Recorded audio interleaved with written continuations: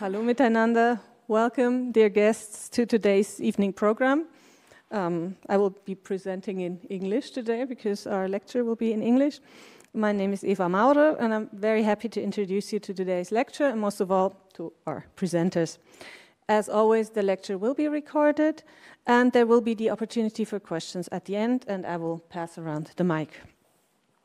So, this is the third lecture in our series on the lives, experiences, political engagements, and outlook of students in Central, Eastern, and Southeastern Europe, which we at the Swiss Library of Eastern Europe have organized this year.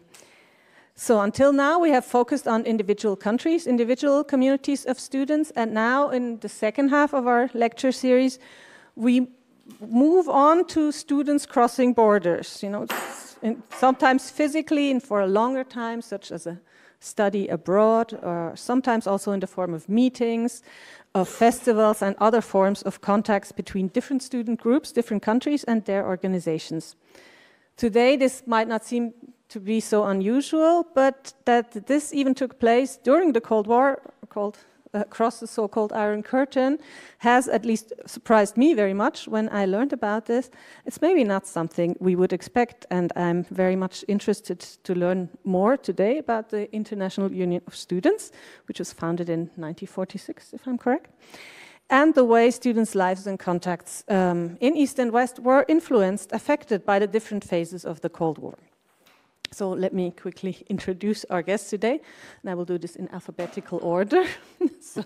Matthieu Gillabert is a professor ordinaire at the Department of Contemporary History at the University of Fribourg. And among his many research interests are, for example, cultural diplomacy, the history of the Cold War, and also the interplay of museums and history. A special focus is the history of higher education, and he has already worked on this in his habilitation, which focused on the history of the Cité Internationale Universitaire de Paris and the French-speaking networks of students in post-war times. Mikuláš Pešta, to his left, is an assistant professor and the deputy head of the Cold War Research Group at the Institute of History at the Charles University in Prague, and also at the Contemporary History at the Academy of Sciences in Prague. He has done extensive research and also published widely, especially on the relations of Czechoslovakia to the global south, and here especially to African countries, and Czechoslovakia's place, let's put it like that, in global history, as well as on other research interests such as terror and political violence. And Matthieu and Mikuláš have, together with Lydia Lesnich, had a research project financed by the SNF, which are now wrapping up actually, which was called From Student Internationalism to Erasmus, Globalization and Europeanization of Student Life since 1945. Next week there will be a big conference in Fribourg, which presents and contextualizes the results, called Tackling Cold War Students Organizations Through Social History, and that will be on next Thursday and Friday, 20th and 21st. And there is a keynote by James Mark, who wrote Alternative Globalization and Socialism Goes Global, on the 20th, that is Thursday in a week at 5 p.m. at Misericorde, and look on the website if you need more information. So, I've already read a first result of your research in a volume edited by Sandrine Cotte on international organizations and the Cold War. And now Mikuláš Pešta will be having the book out on the International Student Union in January by Bloomsbury.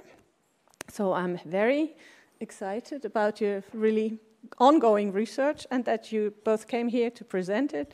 Thank you a lot, and then I'll give you the floor.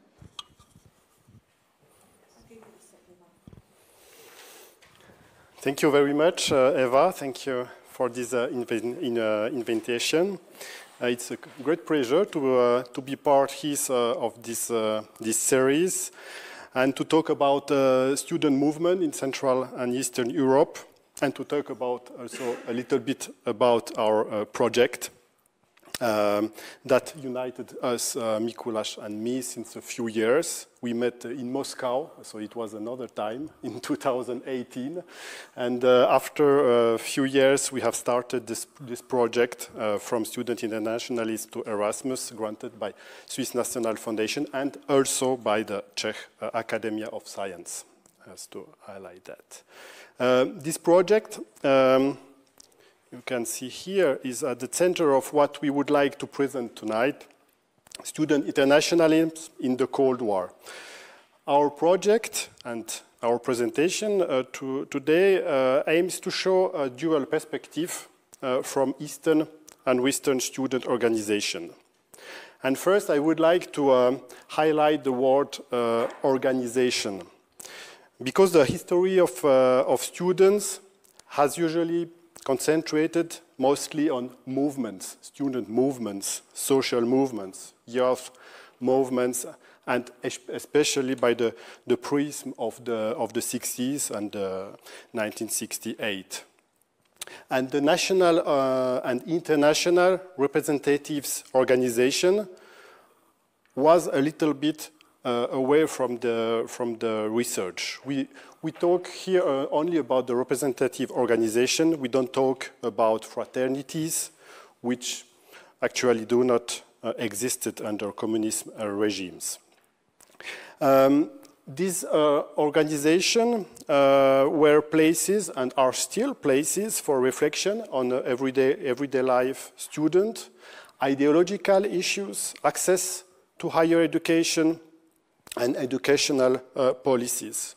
There are also places, and above all for international organization, for intercultural interactions and political debates. There are also places for leisure and travel destination with the different meetings of committee in the different places in Europe, with the growing of student tourism since the 50s and the 60s. So these organizations are places for many activities of students.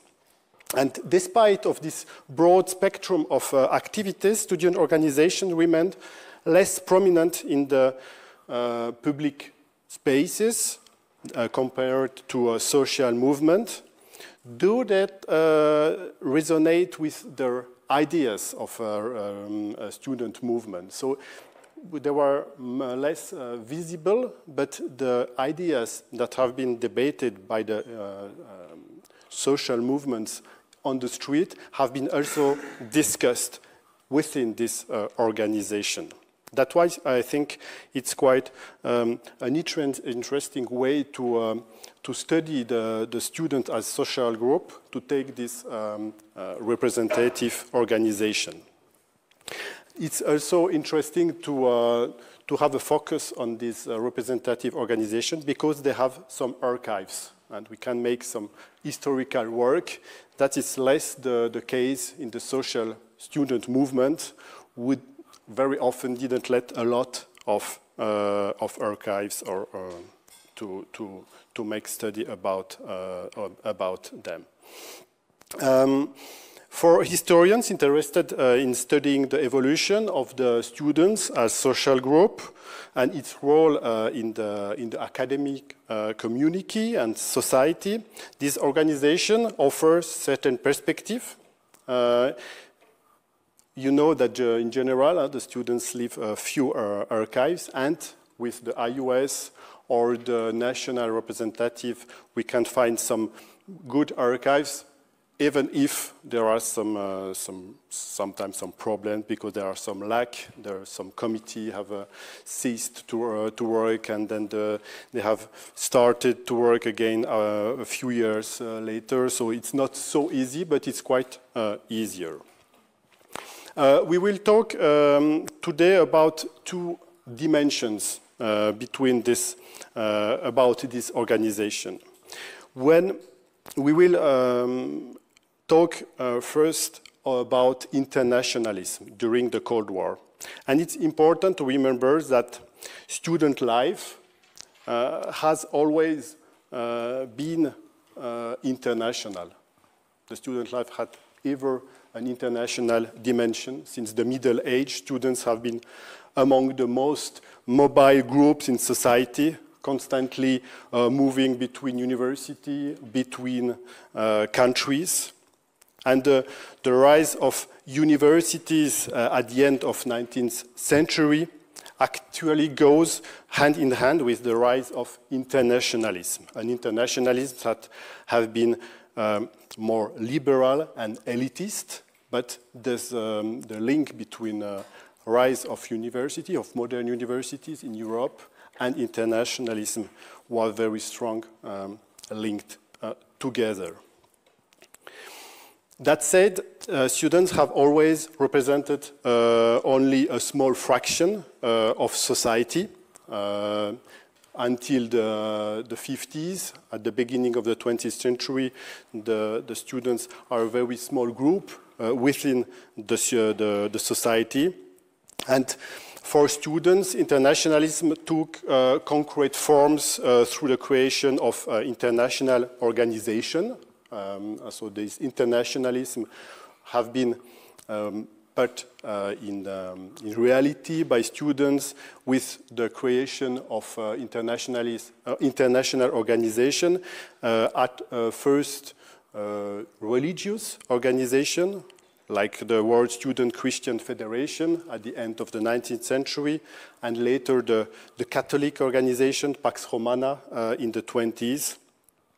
And they evolved this organization toward a more corporatist structure, especially with the international framework established by the League of Nations in the 20s. And then at the beginning of the 20s, there is the first representative international organization, the Confédération Internationale des Étudiants, which was a structure linked to the establishment of national organization representing students and defending their rights and living conditions. So the national unions have contributed to create this Confédération Internationale des Étudiants, and that is the start of the history of the international student organization.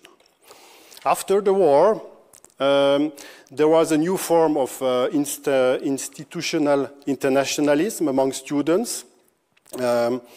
It was largely being rebuilt under the initiative of the communist Bloc, which sought to promote new organization, and that's the beginning of the history of the International Union of Students, about Mikuláš will talk later. And this organization, the YUS, was quite aligned with the pro-Soviet agenda. However, some initiatives still revealed willingness to maintain connections across ideological divides, despite the growing tension of the Cold War. And that was in many ways the new challenges of the organization after the Second World War. It was how to build an international organization in the divided world. And it's the second very important term for this presentation today is the question of what is an organization, an international organization during the Cold War. The question for the students at the end of the war was to know if it's possible to organize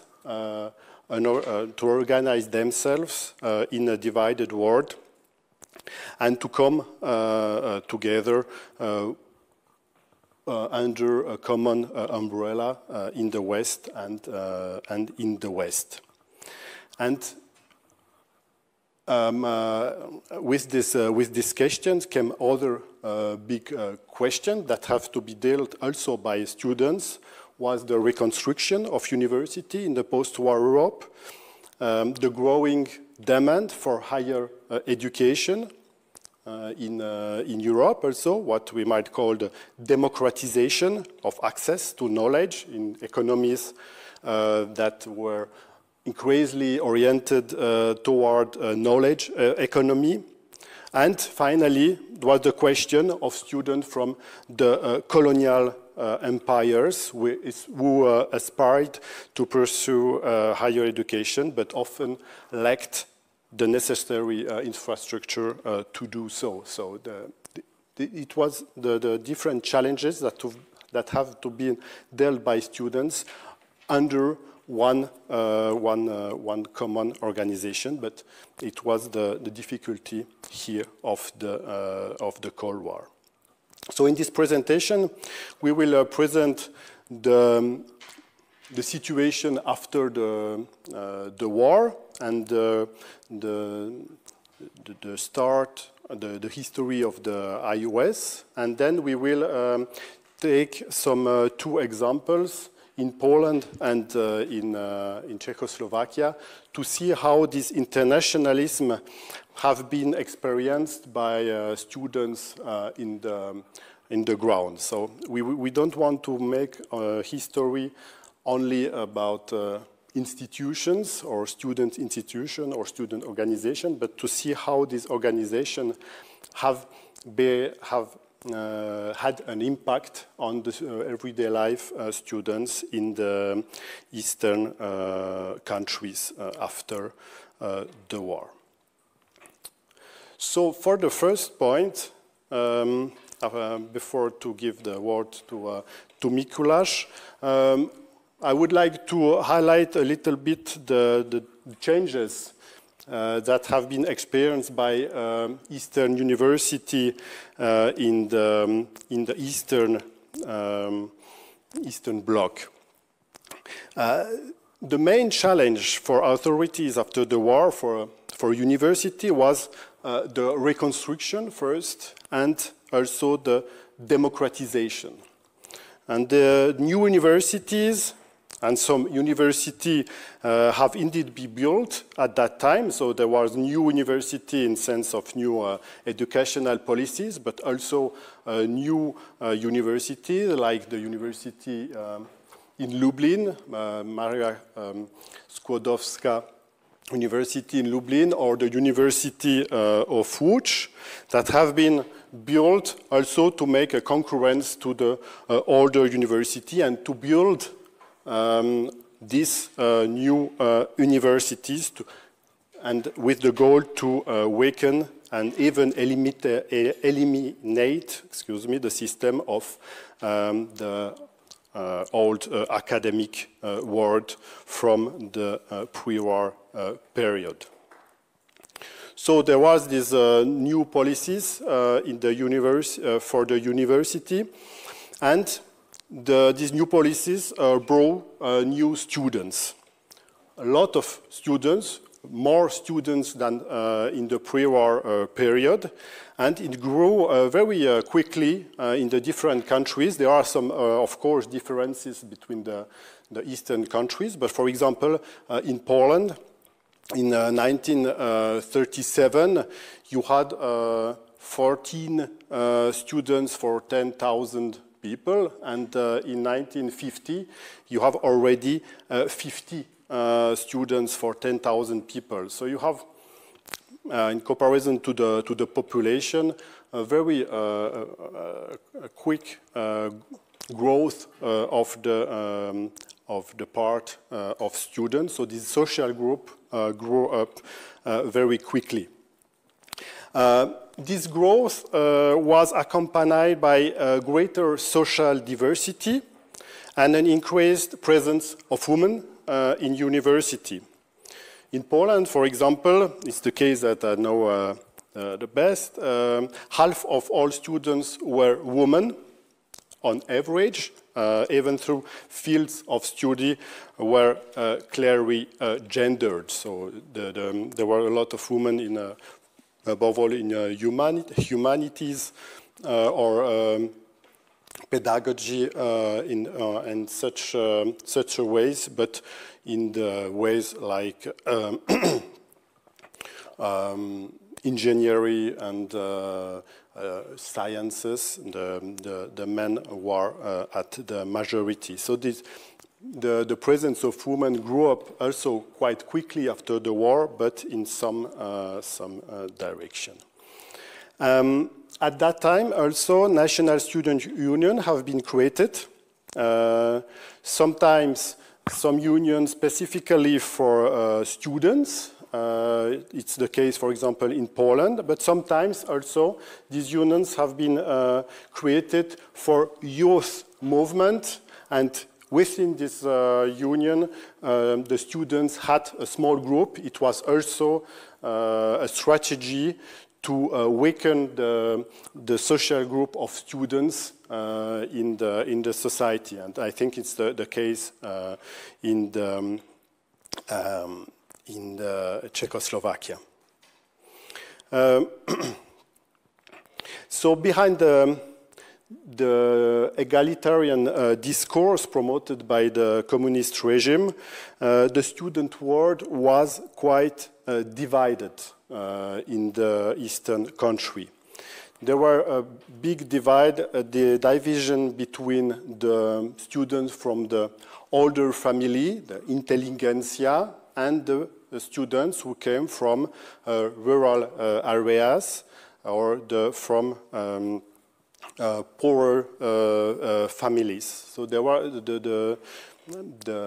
these worlds were quite divided, and until the 60s, you can see some reaction between students who show that this division was still present after decades. The universities were not equal between each other. The older university, and there are some statistics made by Agata Zisiak, for example, show that from the older university, the students and then the graduate had more well-paid jobs than the students from the newest university, for example, from Łódź. So there were some inequalities also between the universities. And also the inequalities also remained between men and women, as I have said before. And what are the consequences of these changes for internationalism? That's the point here. The first point I see is the question of who has access to international contacts. And student organization leaders are clearly not representative of this student as this complex social group I have presented. And when you see the different committees of the RUS or of the national unions, you have a lot of men, male students, students close to the party. You have students, and there are some research to do still, I think, here to see who specifically had to access to this internationalism, because internationalism didn't touch all the students' milieu, and then we have that to have in mind when we make this research about student internationalism, because a lot of this social group was not, or very few touched by this question of international contacts with comrades abroad. That's the first point. And the second point of this, the consequences of this situation of this new social group from students is when the foreign students came to these eastern countries. They were faced to very complex social groups who were already divided, and that explained also why these foreign students were often marginalized in this group, because within the students there were already some divisions, and for the foreigners it was quite difficult to come into contact to the students in these countries. They were marginalized also geographically with some campuses for them. It was the case in Czechoslovakia with the University of 17 November in Prague, or in Łódź, the Center for Polish Language, or the Lumumba University, even if some foreign students were also elsewhere, but we can see here the marginalization of the foreign students who came to these countries. So it was the first point to show that the history of the students as social group has also an influence on this internationalism and on these international organizations.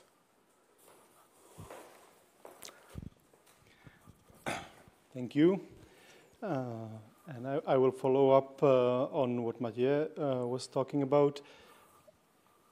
And I will start with international organizations. So during the Cold War, there were two international organizations that united students and had this universalist ambition. That means that they claimed to represent students universally. Other than that, there were also politically organized organizations or based on confessions like Pax Romana, etc. But there were two that were universal.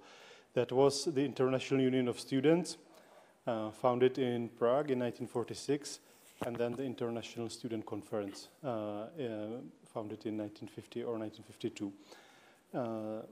The International Union of Students followed the tradition of the Confédération Internationale des Étudiants from the interwar period, and also build up on the activities of students in London during the Second World War. It also, the fact that it was founded in Prague, it was not an accident. It was building on the tradition of the International Students' Day, which was the 17th of November,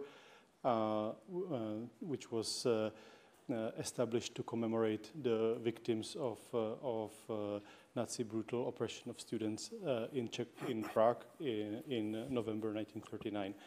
So after the Second World War, this conference was called in Prague to establish a new anti-fascist universal organization. So it was programmatically political. It was not apolitical like the interwar organization. It claimed to be whoever wanted to be a member had to be anti-fascist, even though the definition of anti-fascism wasn't really clear. As Matthieu said, it was to some part it was an initiative of the Soviets or the socialist leaning students, but also the French were very active in the establishment of the IUS, and also the British. So at first, at least, it wasn't really communist front organization, which is what it was accused of later. However, quite soon after 1946, it became clear that the IUS was quite left-leaning or even biased towards Soviet Union in all important international crises and events in this turbulent time of the emerging Cold War. So as soon as 1948, some student unions started to secede the IUS, and eventually they started their own organization, which was called the International Student Conference, which united mostly student organizations from the West, and the IUS remained focused on the student unions from the East. During the 1950s, there was very little friendship between those two organizations. On the contrary, they used every opportunity to attack the opponent, the other one, just delegitimize in every way, in every possible way. However, even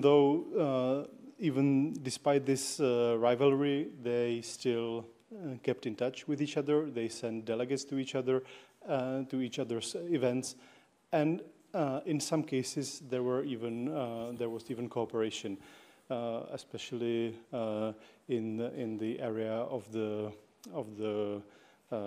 anti-colonialism. There were some events in which they cooperated. For example, when there was an initiative to rebuild a school in Tunisia, which was destroyed by the French, who bombed it because they suspected that it was sheltering Algerian insurgents. The ISC and the IUS cooperated on rebuilding. So there were these unique cases. But also, for example, student sports.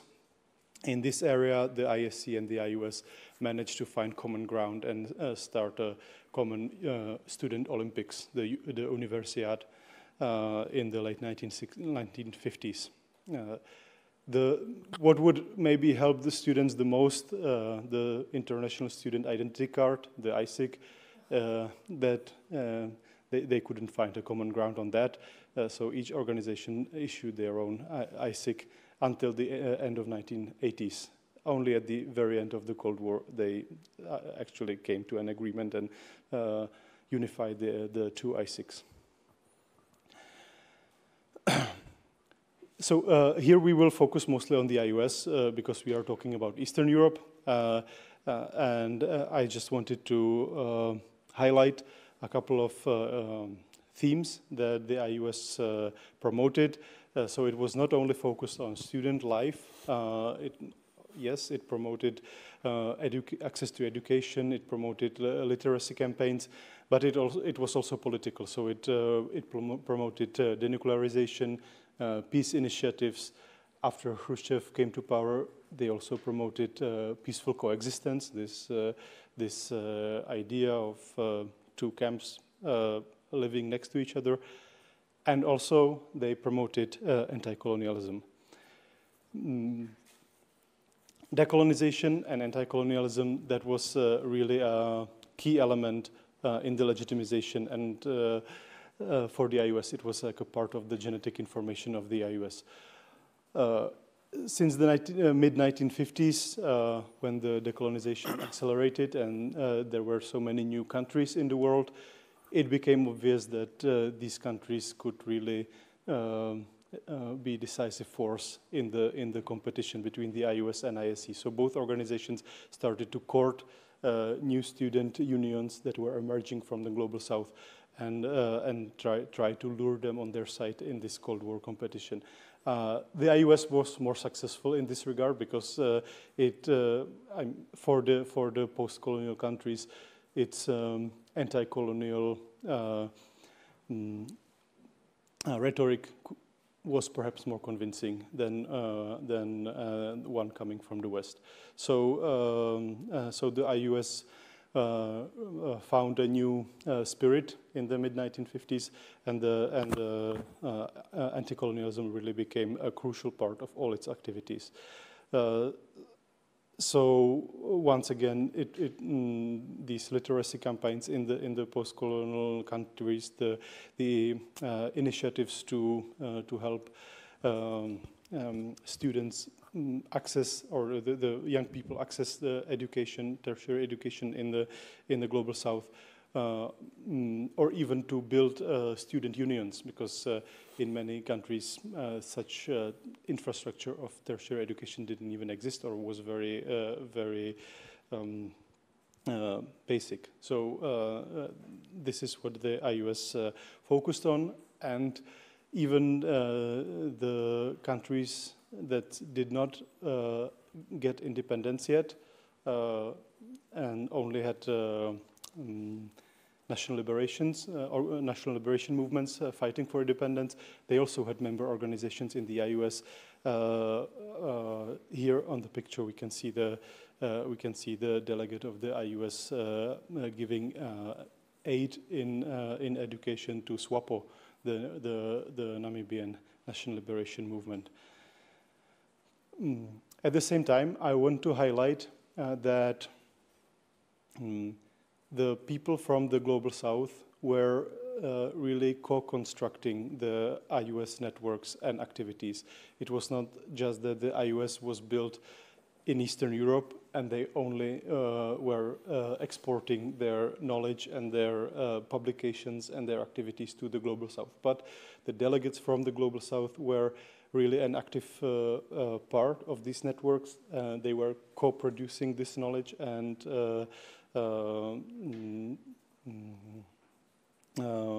co-creating these networks. So this is what I want to highlight. The IUS was not just Eastern European organization. It was really a global organization, and the people from outside of Europe were an integral part of it. Yeah, I think at this point I give it back to Matthieu. Great.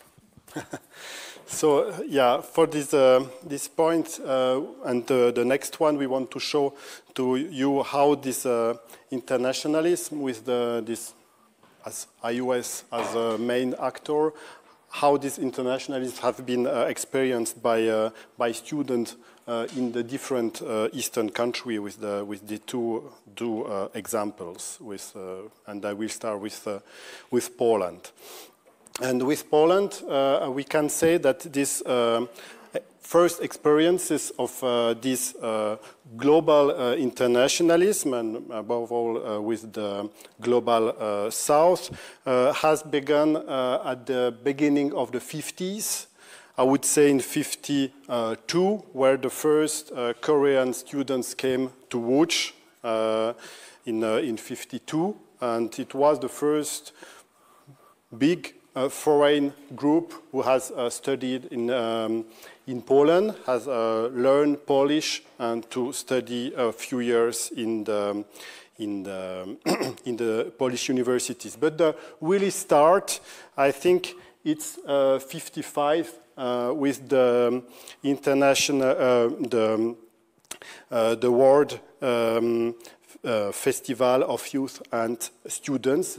These festivals, you have maybe heard about it. There was some festivals that have been organized since the 40s until the 90s, I think, the last.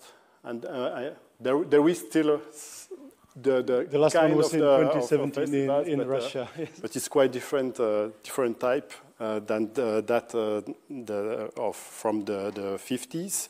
And these festivals were organized by the World Federation of Democratic Youth, another global international organization for youth that was based in Budapest, and the IUS that have organized these festivals, also with local committees for every festival, because this festival has traveled in the different capital cities of the Eastern Bloc, and also in Vienna and in Helsinki for twice. And in Warsaw, 25 participants came to Warsaw from more than 100 countries, and it was an unprecedented experience for Polish students, but also, I would say, for Polish population. And it was a so big experience that after the 70th year, they have organized an exhibition this year in the Museum of Warsaw. And I don't know if you have that in your library, but I can show you the album of this festival. And I think it was a big experience in the atmosphere of the Bandung conference. And the festival, this from Warsaw, but also the other, have ever projected an image of global unity, visually symbolized by the diversity of skin colors in the different graphic. And ever centered on the idea of peace. This experience was particularly strong in Warsaw, a city that has been destroyed during the war 10 years earlier. And it was, yeah, I think a real experience, maybe not an occasion of a lot of dialogues, but the participants and the locals remembered mostly the novelty, something new, but also the sense of the alterity, the otherness with the people from the global south, and a character about extraordinary of this event. This moment was also marked after 55. I think it's not only the festival that have been at the beginning of this interest for the non-European world.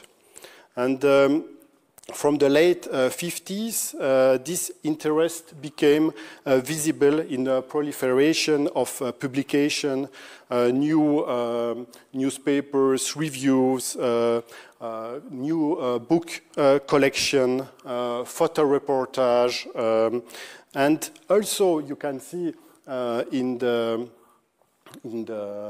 newspapers of the students, the ITD, it was the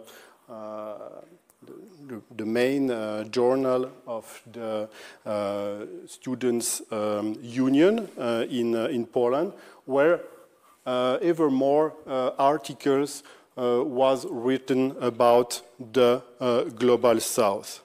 In an interview I've made with a former student for the 50s, he told me that Africa was in vogue at that time.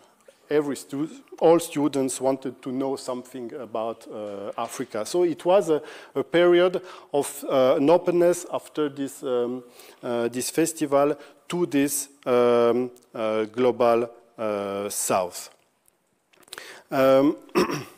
At that time, also, we can see that at the late 50s, beginning of the 60s, the student union in Poland has experienced also a political thaw and have been a little bit liberalized and was more open to create contact with other union abroad, in the global south, but also in the west. And you can see here the contacts have been built with the UNEF. It was the union, National Union of French students, who were at that time fighting against the war in Algeria. So it was an argument to go closer, but another argument was the word that Mikuláš put. It was the regionalization, and I think it was also an important movement at that time. It's the thing that the students from the unions were not satisfied of the agenda of these big global organizations. I wanted to have answers for their everyday life, for the concrete problems that they were experiencing at the time of massification of university. And this discussion could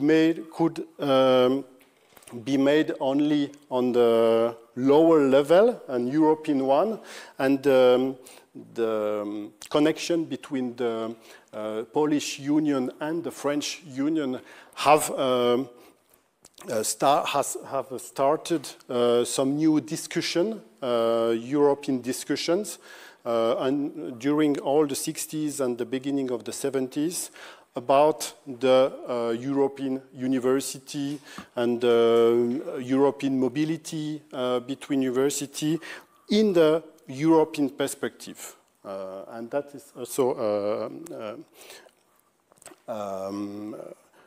an aspect that is very important at that time. I would say that this first phase, mid-50s until the beginning of the 60s, built an openness to this internationalism in Poland and from Poland abroad.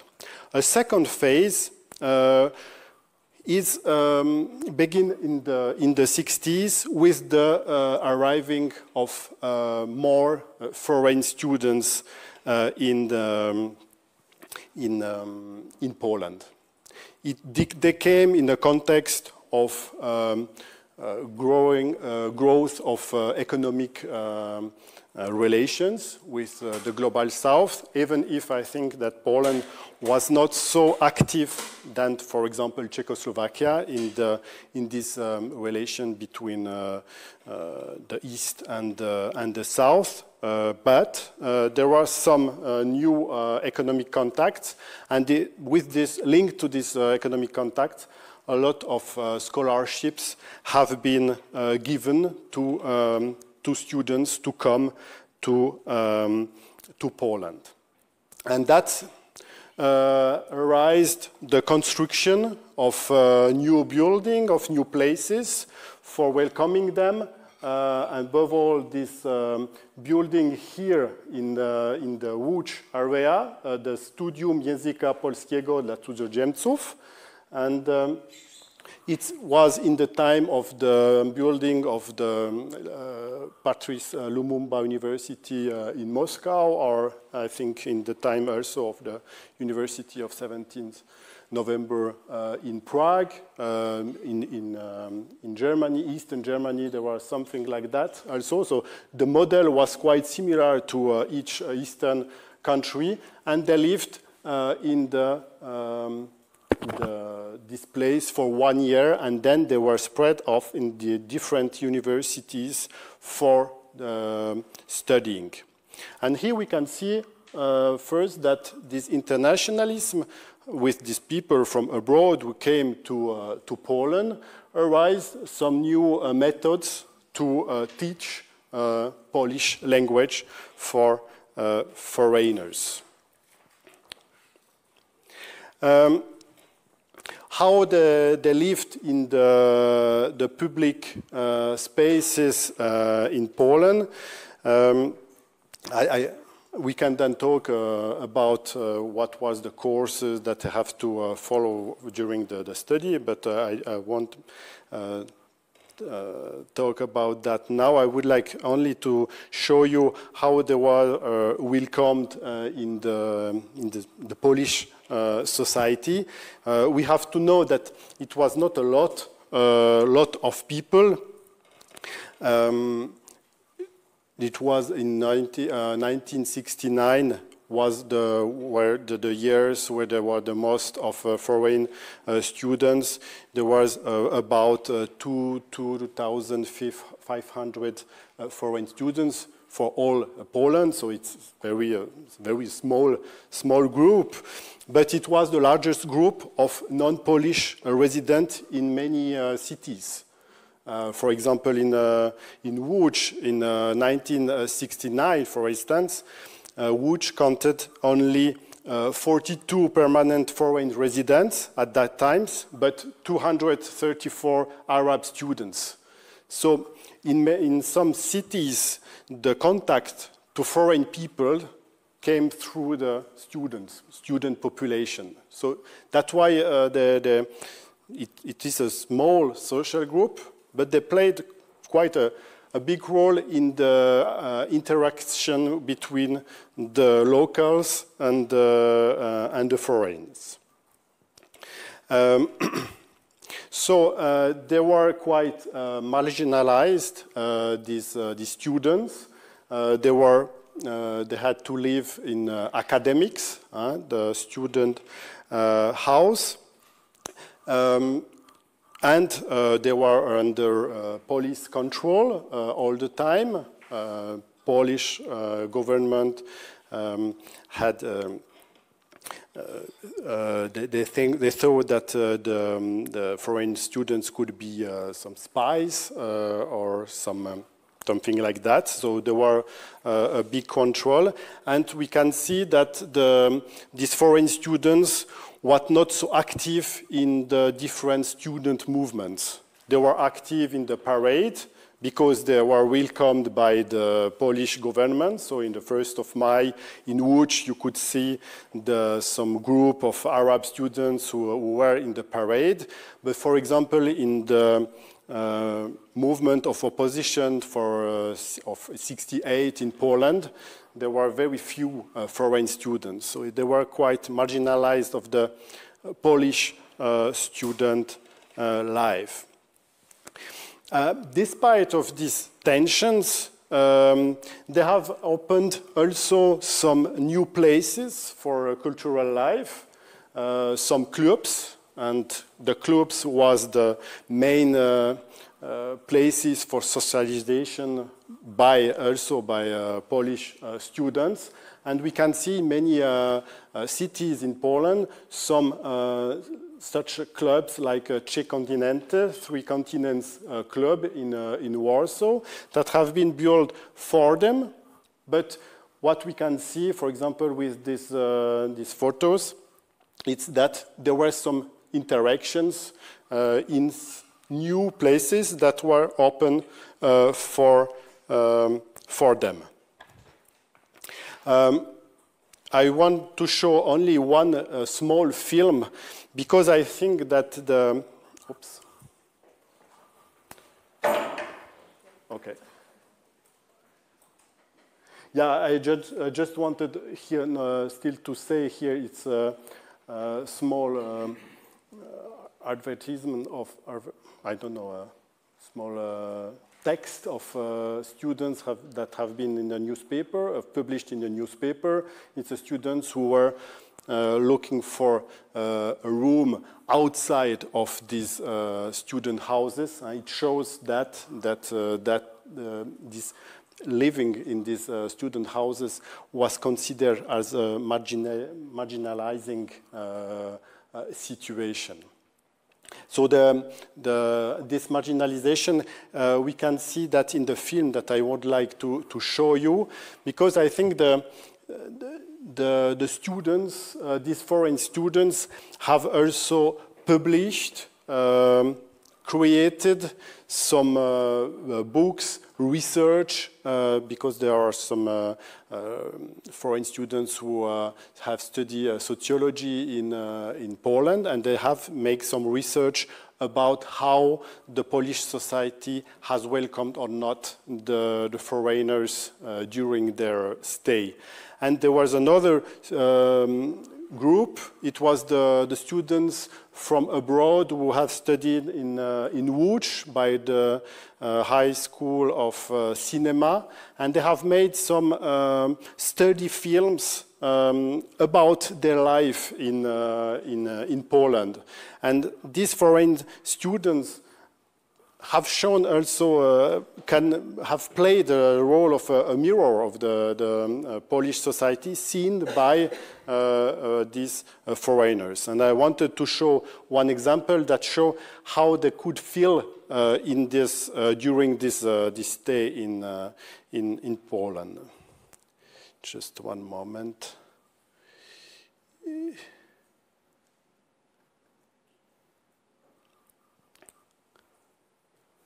So the film is called Reserved for Foreigners, and the student house is called as a Reserved. And the filmmaker is Faisal Assairi, who is from Tunisia, and the film have been made in 1989.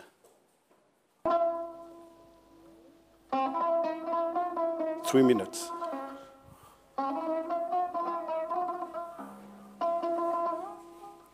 Tu poza lekcją mówimy po francusku, po angielsku, po arabsku, po hiszpańsku, tylko nie po polsku.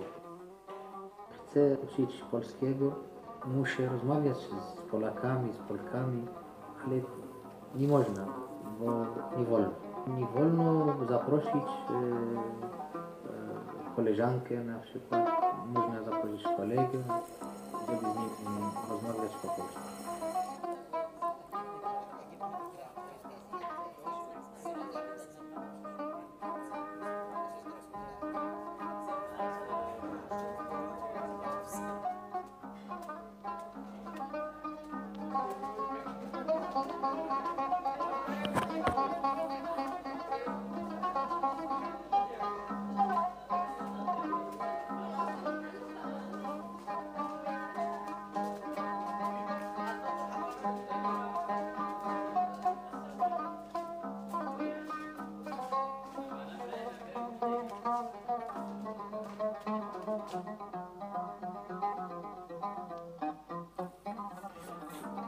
Myślę, że listy z domu idą bardzo długo, są ważne dla mnie. To jest jedna rzecz, przez którą mogę widzieć moją rodzinę, moje koledzy. Jedyna możliwość, która łączy mnie z moim krajem.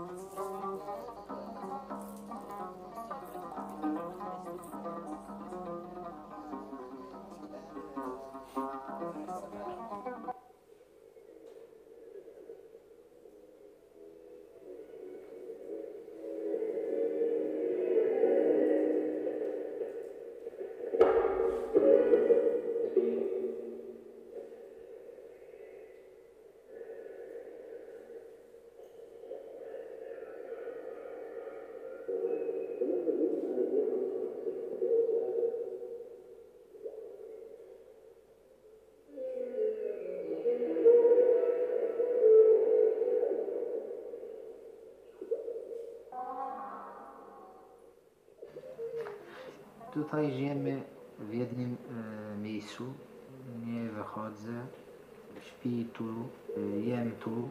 Jeśli chcę kupić coś, to mam tutaj wszystko. Nie warto nawet wyjść do miasta. Tutaj moje życie jest monotonne. Tęsknię za moją rodzinę, za mój kraj. Tutaj naprawdę jest ciężko.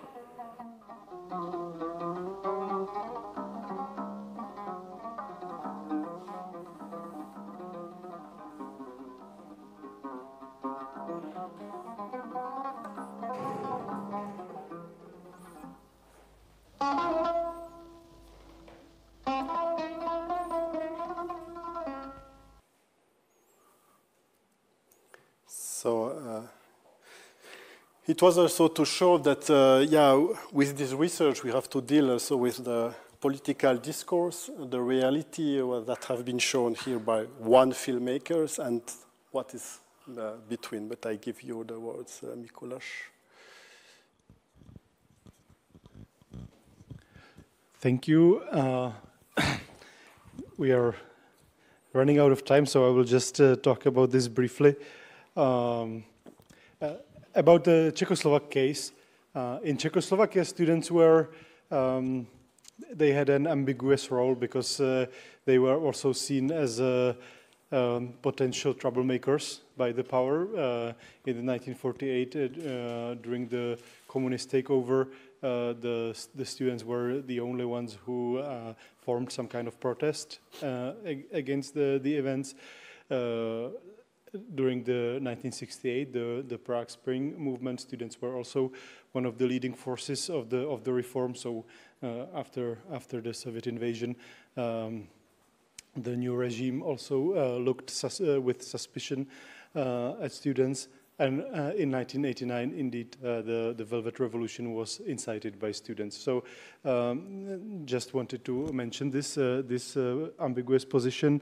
However, the official student structures were very much aligned with the state power, and internationalization of these structures was also influenced by the fact that the country hosted the International Union of Students.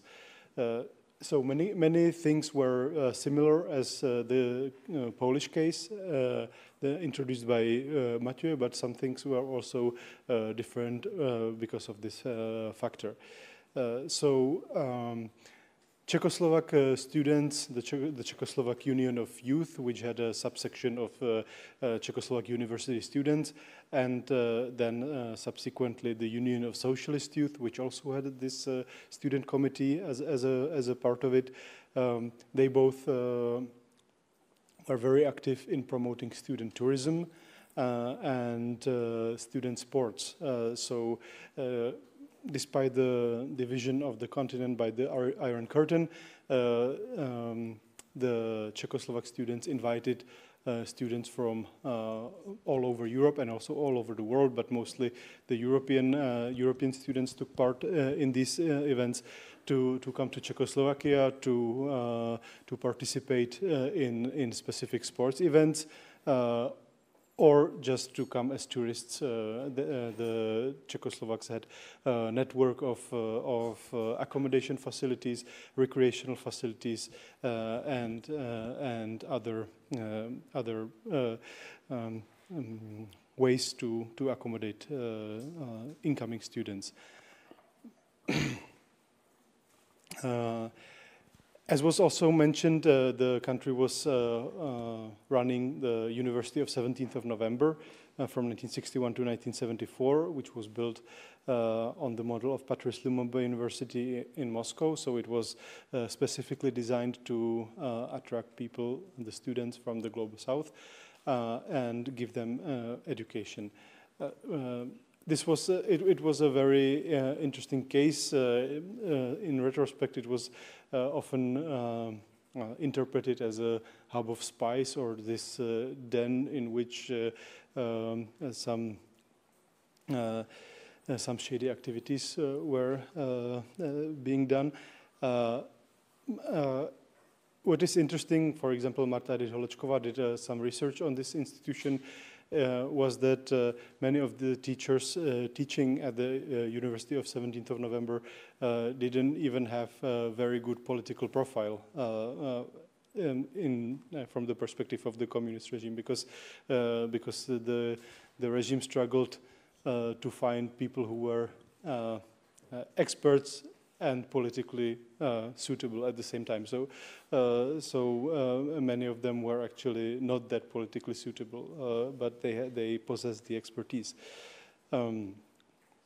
Other than this institution, the University of 17th of November, there were places for scholarship holders at other universities.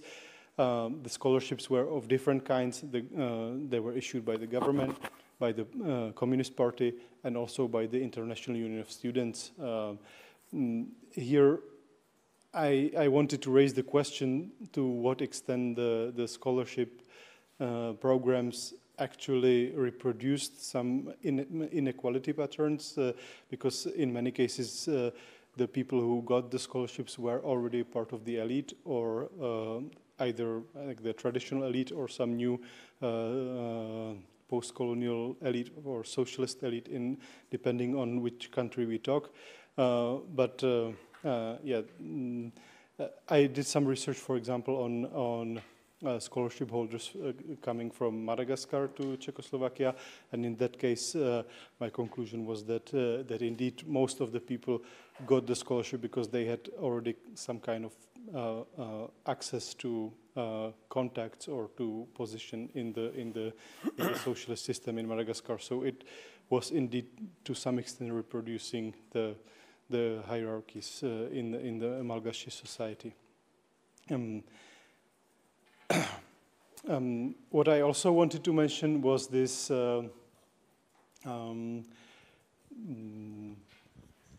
internationalism of Czechoslovak students that was sort of coming from below, from the grassroots movements. Even though, of course, we can talk about how much of a grassroots movement it really was, but the fact that the Czechoslovak students were not only a part of the International Union of Students, but they also developed their own activities. The Solidarity Brigades, they co-organized work camps and developmental projects, often aiming also at the Global South. For example, the Solidarity Brigade, which organized the coffee harvest in Nicaragua. It was a huge international campaign for it, co-organized with the IUS, but also by the Czechoslovak students, or in some solidarity developmental projects in Afghanistan. Of course, that was during the 1980s with the Soviet presence there, but that was a part of the socialist promotion, right? We are already over time, so I will just leave these conclusions up for a discussion if anybody wants to follow up on these topics. But I think at this point we can conclude our talk and open the floor for everybody if you have something to comment on or to ask us. Thank you. Thank you.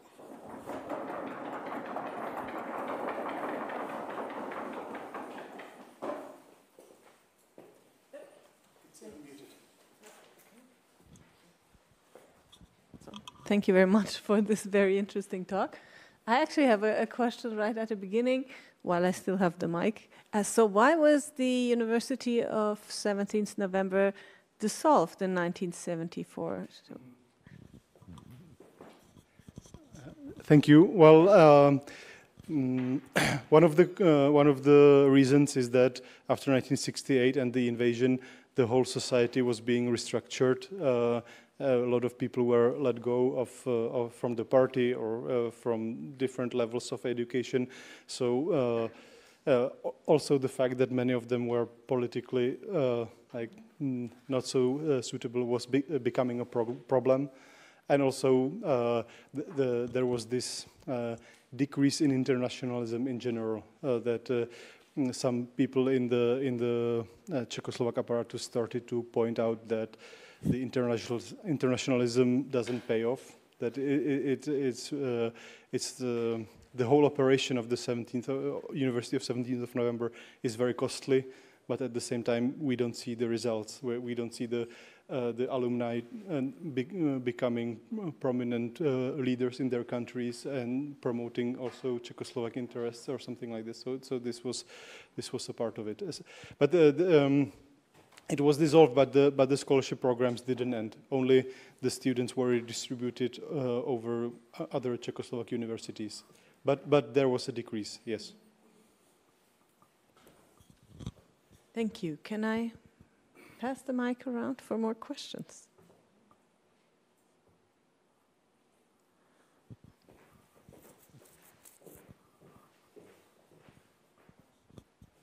Thank you very much for giving these insights into your really fantastic project. And I realized how little I know and how many questions I have.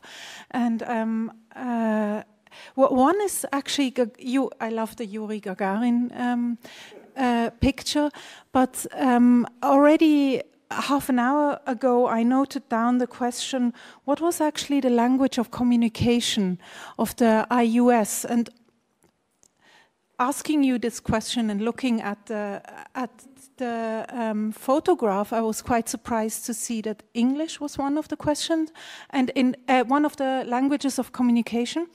But in your movie, they all spoke Polish. Mm-hmm. And so I wanted to ask, what do you know about the language use? Was it just dependent on which country? And how come they decided in Leningrad to use English? This is quite uncommon. This is maybe my first question, and my I'm only asking 3 out of 10. To giving you more time to ask questions, which role did the Soviet Union play in this whole, in your examples, as understood as a sphere of influence? Like, did they try to influence certain things? Were the rules very clear, or were they ambiguous? Like, were the shades of grey? Poland or Czechoslovakia could act by themselves. And maybe another last question is, you mentioned marginalization quite many times, and I think the movie is really a perfect example for this. Also, it was quite touching to see this homesickness they all had. But I was asking, you used the word marginalization, but I was sometimes thinking, what about racism? Mm-hmm. Because, I mean, this is something the Soviet Union was always opposing, saying we have no racism at all. But actually, when you look at the memoirs of those students coming from the Global South, I think for for their in their perspectives, it very often was quite close to racism. So this is my last question. Please. Yes. So I'll start with the language question. So I think we have to differentiate between the IUS and the scholarship holders who were coming to study in the Eastern Bloc. In the International Union of Students, the communicating language was English. At the very beginning, in the first couple of years, also French, but very soon it was decided that the English is the easiest way. So all the delegates who were coming or to work in the secretariat, they had to speak English. Some of them struggled, especially, for example, from South America. This was the communication, the language of communication. For the scholarship holders, I think it was the same case in Poland and in Czechoslovakia and in other countries. Most people who came to study underwent a one-year course of the local language. So then they studied in Czech or Polish or other languages respectively.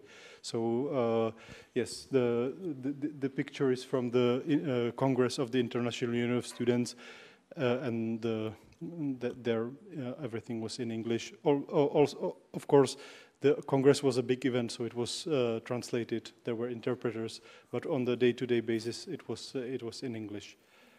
And as for the racism, this is a great question, and I think most people from the Global South who were in the IUS or just studying in Czechoslovakia that I had a chance to talk to, they mentioned that they had some negative experience with some either microaggressions or just people being rude to them, or even the police or harassing them. So the people from the IUS were more in a safe space, because the international organization was sort of a bubble. They didn't even have to come to contact with the local population so much. But the students who were really studying in Czechoslovakia, and I think also it applies to other countries, they were encountering these incidents. But also I have to say that after 1989, those students who remained in Czechoslovakia because their scholarship was still on, noticed that the situation got much worse. After the Velvet Revolution, with the rise of the neo-Nazi subcultures and skinhead movements, and so the microaggressions turned to be real, very physical aggressions. You have your... Oh, yeah, I have. Yeah, but the language, I would say the same thing like Mikuláš. Maybe in Poland we can see, and this episode with the UNEF in France is also maybe linked also to a French topic by Polish students.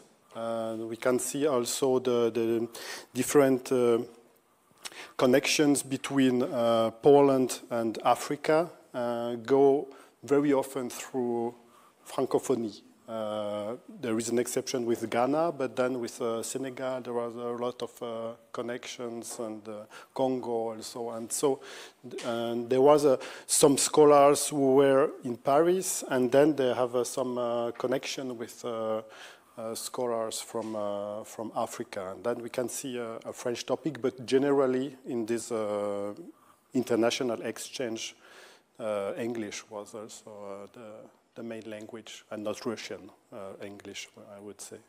And for about racism, it's also a big issue.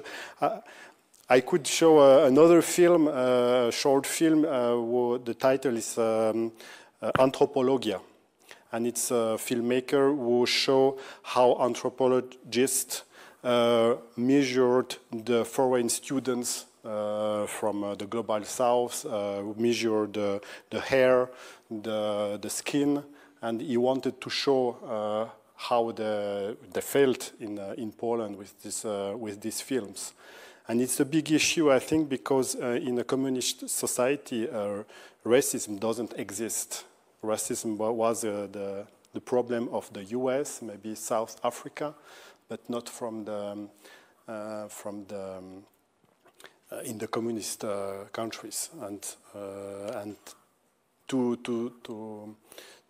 talk about this issue during this period, it was very difficult also for them. And that is very interesting. I've made some research when we can see in some points, and ever more in the 80s, this issue came to a public debate, small public debate, but in the public space, in some journals and in some also researchers. And it's quite interesting to see how, this is what I have mentioned, that sociologists from the Global South, one from Angola, above all, has studied in Poland, and then he has made the PhD about racism in Poland at the end of the 80s. And it's quite interesting that he has also the possibility to make this research in this context. But yeah, it was a common problem for foreign students. That's for sure. There was a third question, but I think. Yes, about the Soviet Union. I just realized. So yeah, this is also a huge question. It was the International Union of Students was traditionally interpreted as a Soviet student only, being a part of the propagandistic machine of the Soviet Union. And of course, it's to some extent true that it was aligned in most political aspects with the foreign policy of the Soviet Union, and also the Soviet Union, along with other Eastern European countries, was contributing the most to the budget. So they were funding the whole operation. The Czechoslovakia, Germany, and Soviet Union the most. So to some extent, yes, it was clearly part of the on the eastern side of the Iron Curtain. That's to be sure, but what I also try to point out is that the whole structure was not really only made in the Eastern Europe. There were also delegates who were coming from the Global South and even from Western Europe. For example, Ireland or Finland were a part of the IUS, and France also in some years. So these countries and the delegates, they were not paid by the Soviets, or they were not instructed by the Soviets how to behave. There was a discussion in the IUS Secretariat. Of course, they could not push an agenda that would directly contradict Soviet interests, but they could have their own initiatives and their own points on agenda, which was important for them. So, for example, the Irish, they were promoting a lot of initiatives about the Irish question in the 1970s, which was it was not so important for the Soviets, but they had nothing against it, so it worked. Yeah. And in some questions, in some aspects, for example, from the Global South, some of the people I interviewed also told me that they were even more like radical, or more radical, that's the proper word, than the Soviet Union.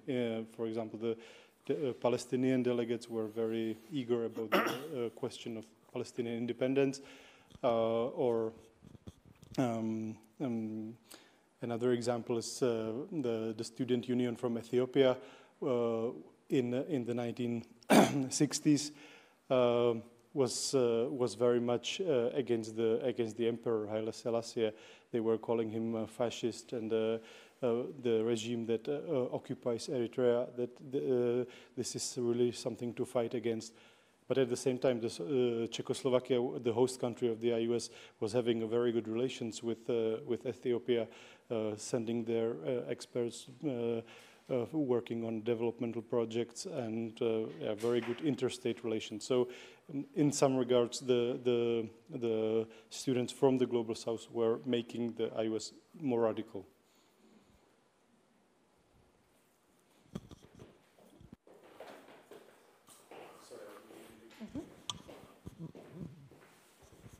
So you mostly talked about how students, those who were foreigners and those who were students, local students, had the relationship was with internationalism, but how was how did other people, not students, react to internationalism and those organizations?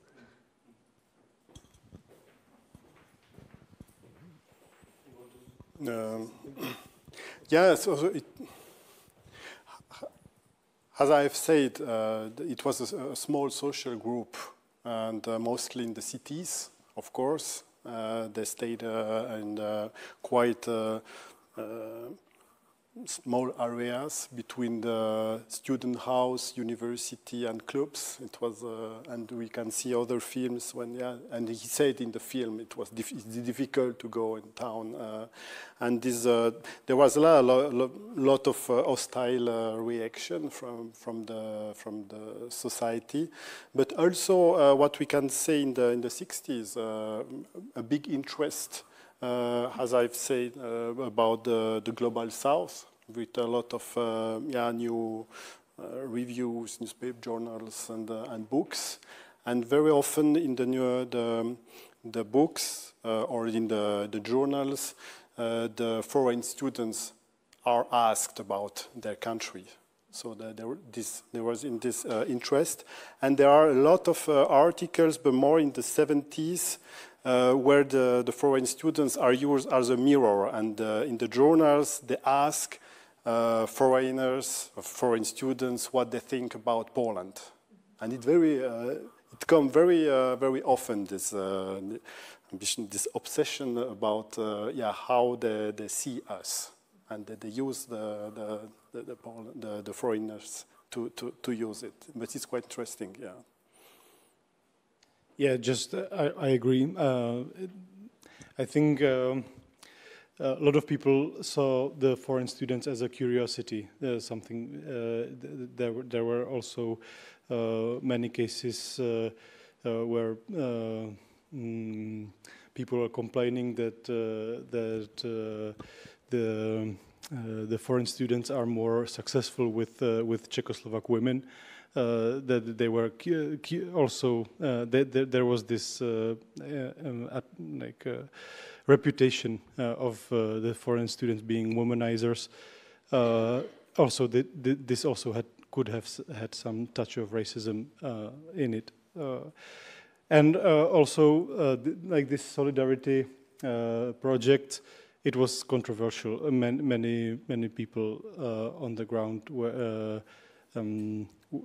Thought like they had not enough consumer goods for themselves, and they even have to contribute to some scholarships or some solidarity programs abroad. So for some part of the population, this was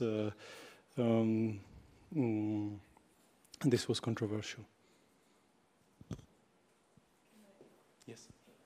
Just when you talked about foreign students perceived as womanizers, I was wondering, was it very unequal? Were there a lot more foreign men coming than foreign women? So it was comparative to local students, right?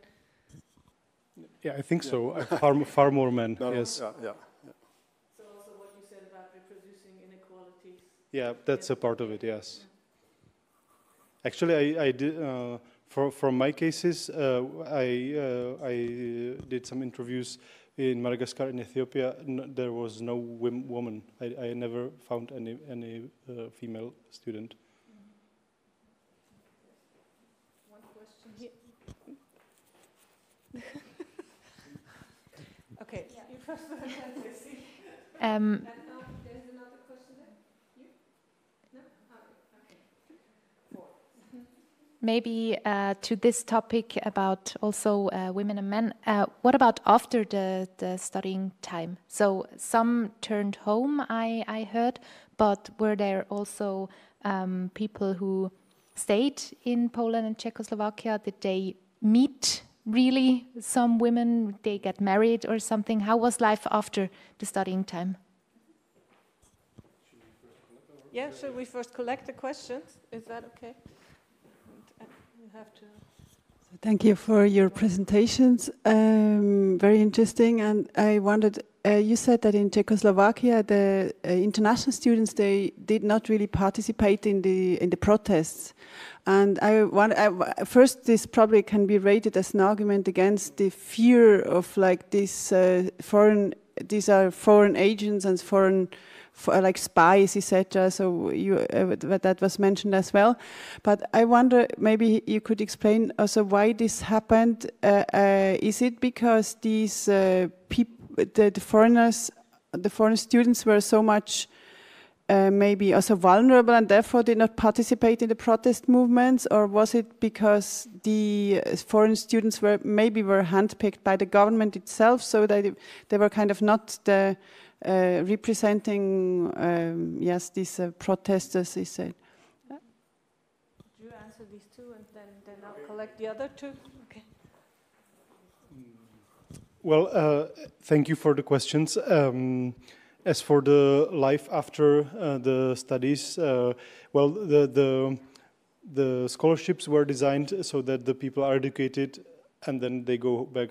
But of course, there were some cases when it did not happen, and the most obvious case was when they started a family in Czechoslovakia or Poland. So yes, there were such cases, but it was not supported, and the people were discouraged from getting married in Eastern Europe. They were really meant to go home. I found one case in which the person from Madagascar got married and then took his wife with him to Madagascar, but that was a rare exception. I think mostly the people who got married, they stayed in Europe.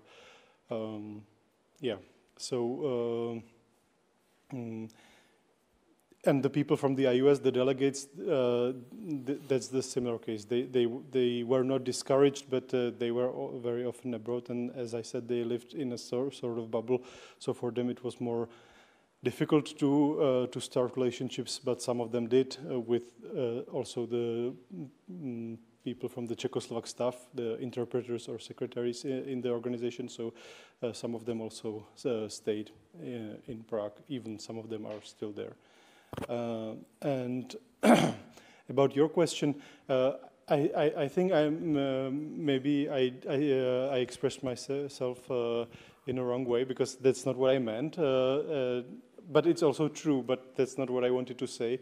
It's true that the international students did not participate in the protests.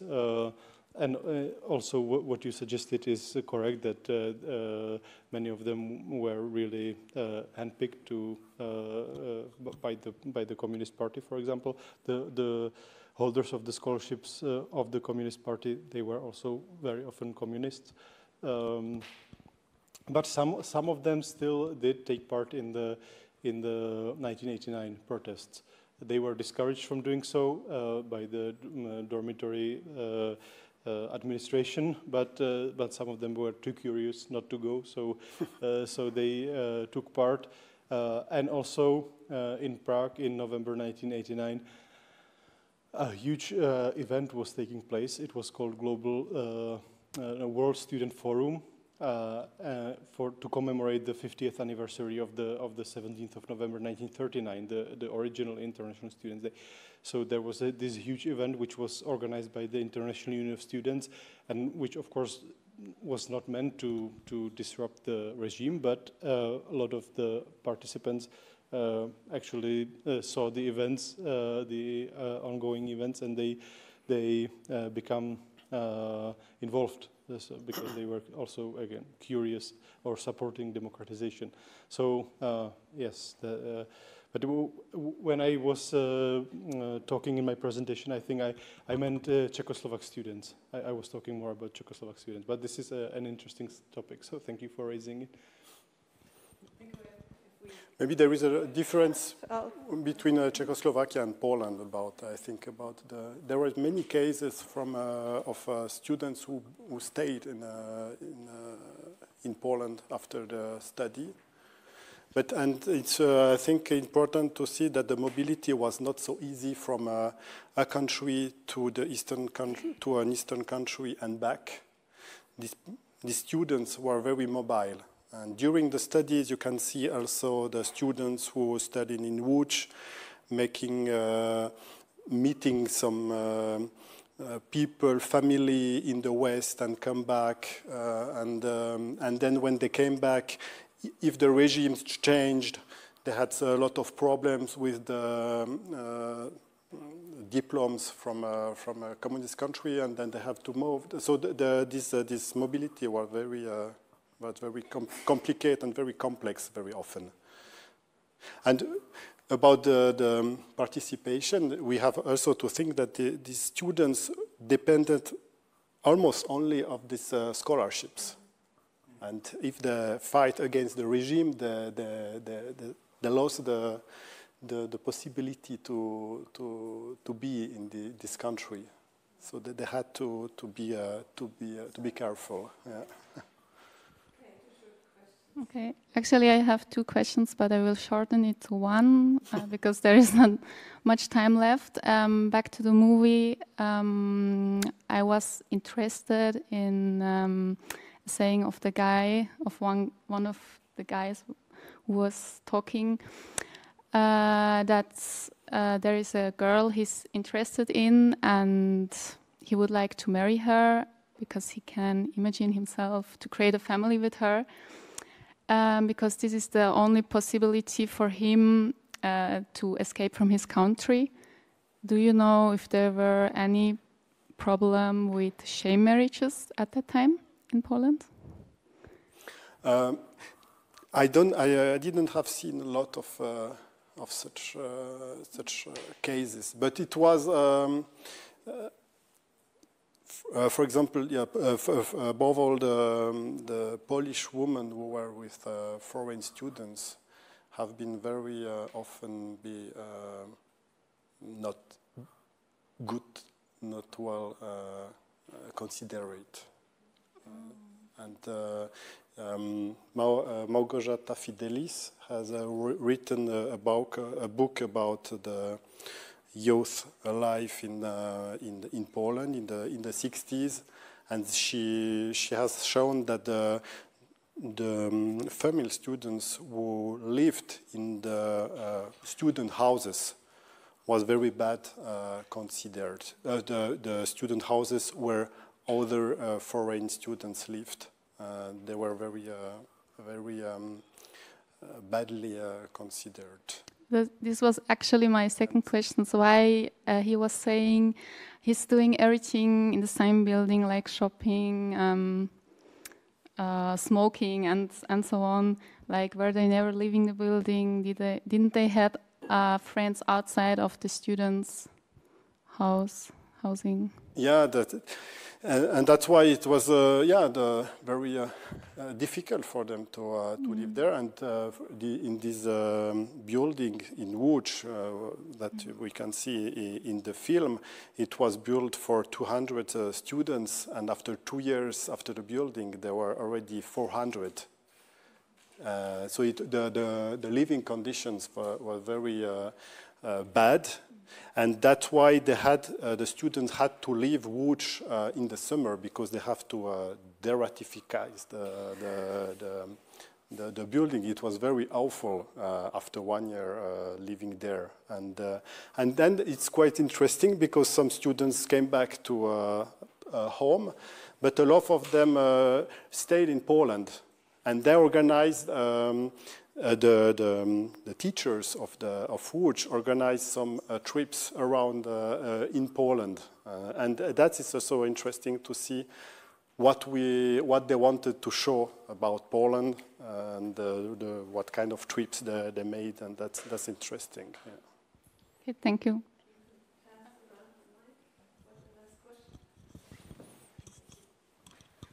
Thanks for the presentations. I was wondering, one of you mentioned that this internationalist organizing and also the scholarships for foreign students coincided with political and economic agendas in many Eastern European countries that pursued closer ties to countries in the global south at the time. So I was wondering regarding the internationalism in universities, how were the countries for scholarships or these initiatives or activism selected, and how were these connections established, and did the students organizing overlap with broader political and economic agendas, or did the students also have some autonomy in their decision making and communication and mobility?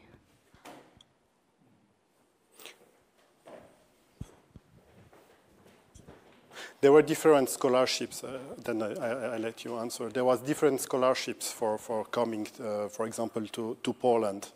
There was the scholarship from the party, to party.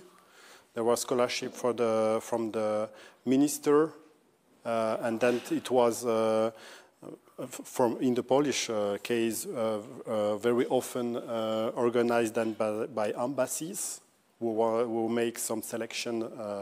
Then it depends then of the network of the ambassador, and that's why Mikuláš said that it reproduces some inequality, because the people who have access to this network have access to these scholarships. And what is interesting is that the student union had some scholarships also to give to some other students to students. But here also the Polish Union was not free to make what they wanted. So,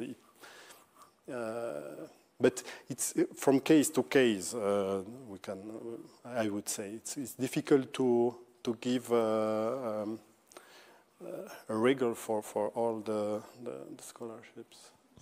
Yeah, and the International Union of Students also gave scholarships. So, and in this case, it was based on the selection process was overseen by the member organization, so the National Union of Students in the respective country, and the IUS negotiated a place at the university, mostly in Eastern Bloc, but not always. There were also some Western or Southern universities involved in the scholarship scheme of the IUS.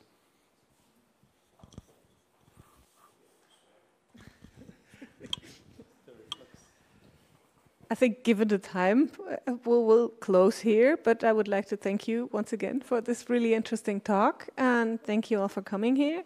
In 2 weeks' time, we will continue the theme of international contacts and student exchange with Deria Boza, talking about students from Sub-Saharan Africa in the Soviet Union.